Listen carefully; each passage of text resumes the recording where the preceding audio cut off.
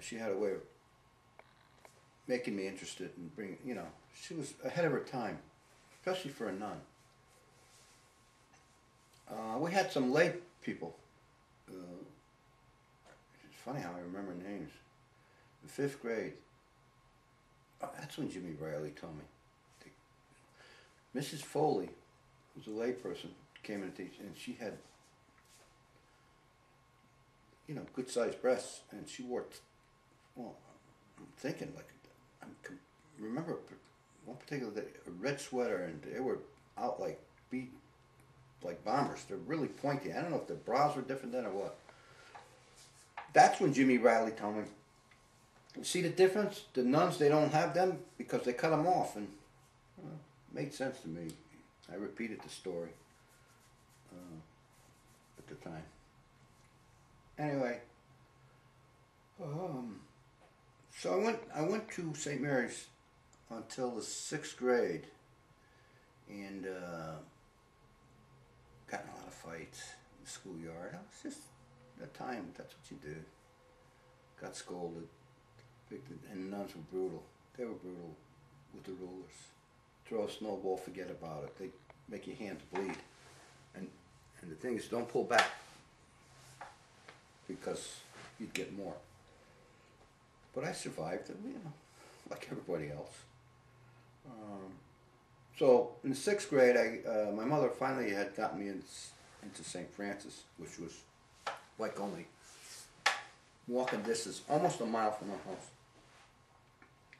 I'm thinking it was, yeah, close to a mile. And then again, there was no school buses, so we had to walk. And I tell the kids today, and they look at me, you know, walk? Yeah, we walked to school in the morning. Lunchtime would come. We would walk back home for lunch. Back home. So, you know, pretty good shape. And in the winter, we devised a scheme, me and my friend Anthony. We get the public bus. It used to go very slow. And if we caught it right, if there was snow on the ground, we would hold on to the back bumpers and slide home on the ice. We're in the middle of the back of the bus, so the bus driver couldn't see us through the mirrors. And that's how we would get home, which was pretty cool. Except for one time we hit a dry spot, and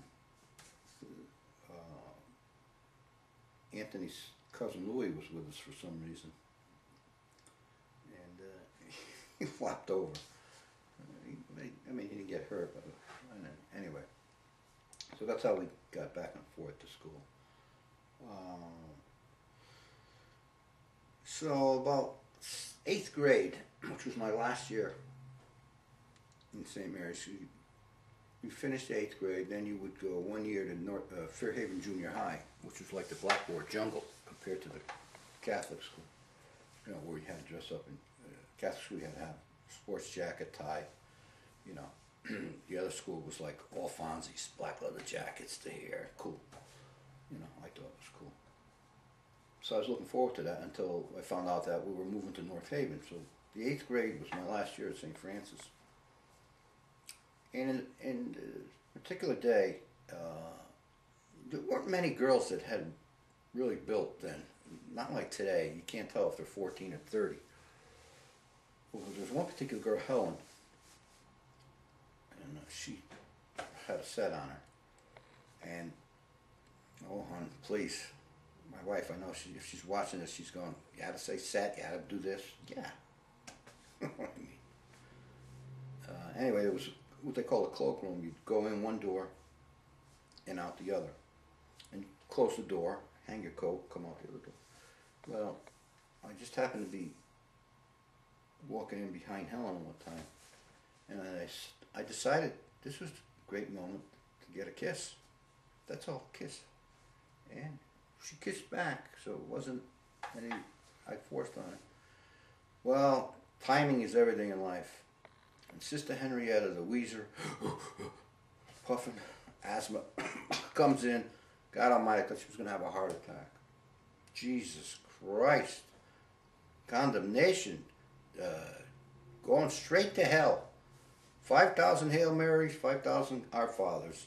Poor Helen, God knows, she probably sent it to a monastery. So that was my experience with Sister Henrietta. 6th grade, I had a nun named Sister Maria Daniels. She had a, would you call it an overbite, but she looked somewhat like a beaver.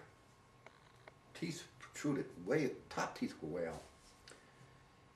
And when she yelled and got mad, spit used to just fly out. And the madder she got, the sillier I got her, and that was not a good thing. So she would, she forget about the hands. She went right for the face, the slaps, and she had a unique. And if you roll, you know, you could roll with a slap, but she came up with the idea, you're not going to roll with my slap. So she used to come from both sides of your face. Well, one day my friend Anthony, God knows what he did, but the nun is here, facing Anthony. Anthony's back is to me, and I'm behind, looking at this. And he wouldn't give in, and she kept slapping. And I counted 32 slaps, which was a school record. And I was smiling, and she, you know, like the De Niro movie. You want some of this? Well, I got a couple of slaps, but he did hold a school record, 32 slaps, because I counted them.